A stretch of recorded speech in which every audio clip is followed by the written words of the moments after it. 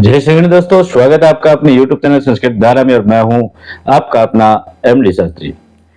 यहां पर सबसे पहले मैं बता देता हूं, जो व्यक्ति अपने बारे में पहले सोच करके बाद में दूसरे के बारे में सोच लेता है तो वह भी अच्छा व्यक्ति होता है। क्योंकि हमें पता है कि कलयुग जो है उसके अंदर अगर हम किसी का बिना किसी कारण बस भी अगर सलाहकार भी बन जाते हैं तो वो भी हमारे लिए परेशानी का कारण बन जाता है। इसलिए बोलो उतना ही जितनी आवश्यकता होती है। जय श्री गणेश, राधे राधे। मैं हूं आपका अपना एमडी शास्त्री। स्वागत है आपका अपने YouTube चैनल संस्कृत धारा में। आज हम यहाँ पर बात करने वाले हैं मकर राशि के बारे में। मकर राशि, और वो भी चंद्र कुंडली के हिसाब से या नाम राशि के अनुसार। जो भी व्यक्ति हो अपनी नाम राशि के अनुसार जिसकी मकर राशि हो बन रही हो, वो व्यक्ति कुंडली को अपनी इस लग्न कुंडली को कह सकते हैं, गोचर कुंडली को अच्छी तरह से जान ले, वीडियो को अच्छी तरह से सुन ले और अंत तक जरूर देखें। आपको इसके साथ में मैं उपाय भी बताऊंगा। अब यहाँ पर हम बात करने वाले हैं, कौन से महीने की बात कर रहे हैं उसके बारे में बता देता हूं। 1 जून से 30 जून के मध्य में होने वाले जो भी परिवर्तन है उसके बात हम यहाँ पर करेंगे कि मकर राशि के अंदर क्या कुछ परिवर्तन होने वाला है। सबसे पहले मैं बात कर लेता हूं कि मकर का मतलब होता है 10 नंबर जो लिखा हुआ है वो है मकर, और ये जो स्थान होता है ये कहलाता है लग्न। और लग्न हमेशा होता है हमारा तन। तन का मतलब शरीर होता है, ये हमारा शरीर होता है। और उसके बाद के अंदर आप देख सकते हो कि यहाँ शरीर यहाँ पर होगा तो यहाँ पर ये हमारे अंग होंगे। अब हमें यह देखना है कि ग्रह नक्षत्र की चाल हमारे पूरे महीने में किस प्रकार की चलने वाली है, उसी के बारे में हम यहाँ पर बात करेंगे। पीछे का महीना आपका कैसा रहा उसका कमेंट में लिख करके मुझे जरूर बताइएगा। तो यहाँ पर जैसे हम बात कर लेते हैं, सबसे पहले बात करते हैं स्वास्थ्य के बारे में। स्वास्थ्य का यानी मकर राशि है, मकर राशि का स्वामी जो होता है वो होता है हमेशा शनि भगवान। क्योंकि कुंभ और मकर का स्वामी जो होता है वो शनि होता है, और शनि बैठे दूसरे भाव में। दूसरे भाव का मतलब होता है वाणी और धन सबसे विशेष होती है। खुद के घर में बैठे हैं, इसीलिए ये दोनों चीज आपको बहुत ही अच्छा प्रदर्शन मिलेगा शनि के माध्यम से। और आपका स्वास्थ्य भी बहुत अच्छा रहने वाला है यहाँ पर, क्योंकि शनि भगवान ही यहाँ पर 10 नंबर जो राशि है उसके भी तो शनि भगवान ही तो है स्वामी अपने। ठीक है, तो यहाँ पर बात आ रही है कि धन और वाणी और स्वास्थ्य के अंदर मकर राशि वालों को किसी प्रकार की चिंता करने की आवश्यकता नहीं है। हाँ, एलर्जी वगैरह थोड़ी हो सकती है, क्योंकि उसके माध्यम से जैसे पराक्रम भाव में राहु विराजमान है तो राहु क्या करता है कि थोड़ा आत्मविश्वास को कम करता है, तो उसमें थोड़ी सी समस्या आ सकती है। परंतु फिर भी आप ध्यान रखें, दूध से एलर्जी हो सकती है या रक्त विकार के अंदर थोड़ी समस्या आ सकती है, तो वहां पर आपको कोई ज्यादा बड़ी अगर कोई प्रॉब्लम हो तो वैसी यहाँ पर नहीं आ पाएगी। और क्योंकि यहाँ पर लग्न के माध्यम से शनि भगवान जो है वो आपको अच्छा दे रहे हैं, यहाँ पर धन भी दे रहे हैं, आपको वाणी भी दे रहे हैं। लेकिन यहाँ पर याद रख लेना, शनि भगवान जब भी यहाँ विराजमान होते हैं तो वो हमेशा न्यायप्रिय होते हैं। अगर आपके वाणी के माध्यम से किसी प्रकार की कटुता अगर आती है तो शनि भगवान यहाँ से नाराज होकर के आपके वाणी के माध्यम से ही आपको किसी भी प्रकार की व्यवधान में फंसा सकता है या विवाद करवा सकते हैं। ये यहाँ पर थोड़ी सी आपको याद रखना होगा, क्योंकि शनि भगवान जितने न्यायप्रिय हैं उतने ही आपको देने वाले भी हैं। परंतु अगर कुछ भी नियम भंग होता है तो ये लेना भी जानते हैं। फिर बात कर लेते हैं, अपने धन की हमने बात कर ली। धन आपके लिए किसी भी प्रकार से कोई कमी नहीं आने वाली मकर राशि। वैसे भी 2024 मकर राशि वालों के लिए बहुत गजब का रहने वाला है। फिर हम यहाँ पर आ जाते हैं, यहाँ पर आते हैं कि सुख भाव के अंदर खुद बैठे हैं मंगल भाव। मंगल भगवान बैठे हैं और मंगल भगवान स्वयं की राशि मेष राशि में बैठे हैं, जो अपना खुद का ही घर है इनका। और खुद के घर में अगर विराजमान है तो इसका मतलब अपने घर को कभी भी खराब नहीं करेंगे। और ये भाव होता है सुख का, सुख और समृद्धि का भाव होता है। तो यहाँ पर मंगल भगवान स्वयं को बैठा करके और आपको अच्छी तरह से सुख को प्रदान करेंगे, आपको किसी भी प्रकार से कोई भी समस्या नहीं आने देंगे। ठीक है, उसके बाद में यहाँ पर आते हैं ये चारों जो भाव हैं ये बैठ करके मालव्य जैसा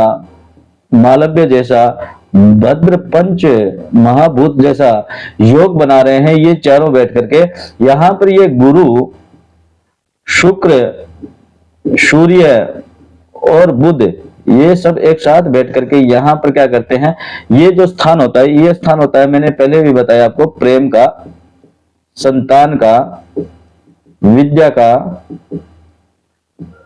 इनका स्थान होता है। इसको धन का भी मान सकते हैं, क्योंकि यहाँ से विदेश वगैरह की भी अपना यात्रा देख सकते हैं। तो यहाँ पर जो स्टडी करने वाले जो व्यक्ति होते हैं, जो विद्यार्थी होते हैं, उनके लिए मैं बता देता हूँ बहुत ही अच्छा रिजल्ट रहने वाला है उनका। जो स्टडी अगर विदेश जाकर के करना चाहिए, या फिर मकर राशि के कोई भी व्यक्ति ऐसे हो जो विदेश जाना चाहता हो, तो उसके लिए भी ये जून का महीना बहुत अच्छा रहने वाला है, किसी प्रकार की कोई समस्या नहीं आने वाली है। परंतु यहाँ पर हम एक चीज देख रहे हैं कि ये जो तीनों ग्रह हैं, ये परिवर्तन भी होंगे। कब कब परिवर्तन होंगे उसके बारे में बता देता हूं कि 12 तारीख को, 14 को और 15 को।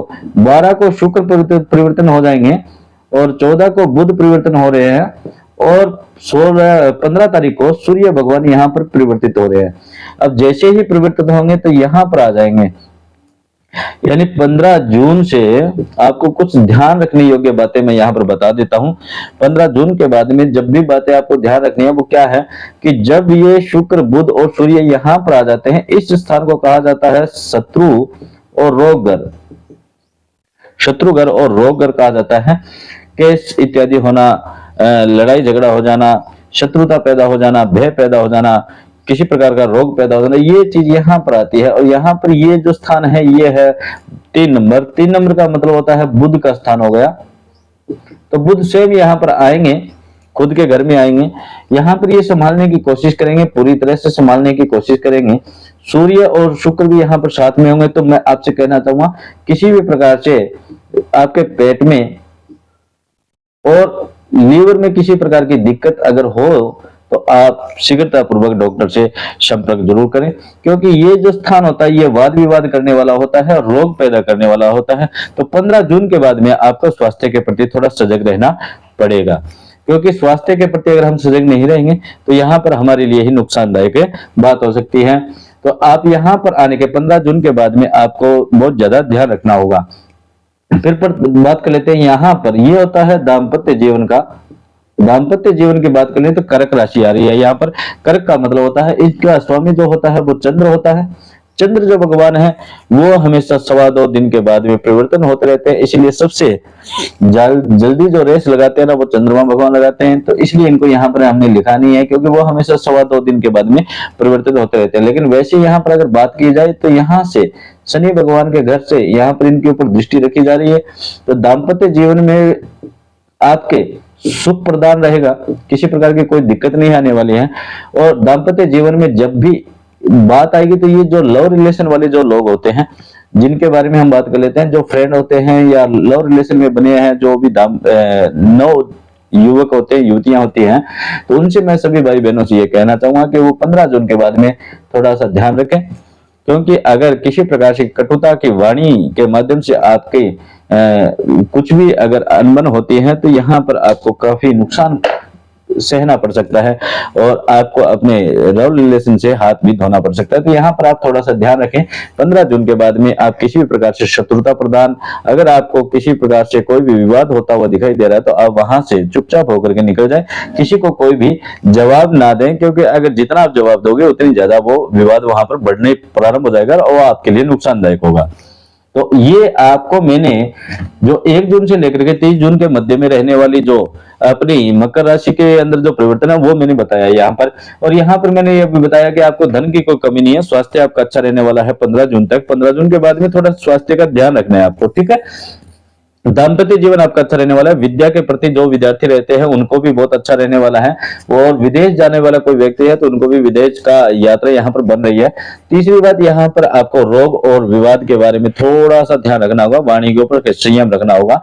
आलस्य आपके अंदर पैदा हो सकता है, तो आलस्य को दूर जरूर करें। साथ में आपसे मैं उपाय के बारे में अगर मैं बात कर लूं तो यहाँ पर देखो, जिस प्रकार शत्रुता और भय का जो पैदा हो रहा है उसके माध्यम से अगर हम बात करें तो आपको सबसे पहले क्या करना होगा, बालाजी महाराज का जो हनुमान चालीसा उसका पाठ करें, और पीपल के अंदर तिल जो और कुछ मीठा मिला करके, और हमेशा पीपल को जल अर्पण करें। संडे को छोड़ करके, संडे को नहीं दिया जाता, इसलिए ये 2 काम आप करते रहिए, आपके हर कार्य बनते रहेंगे। जय श्री गणेश, राधे राधे।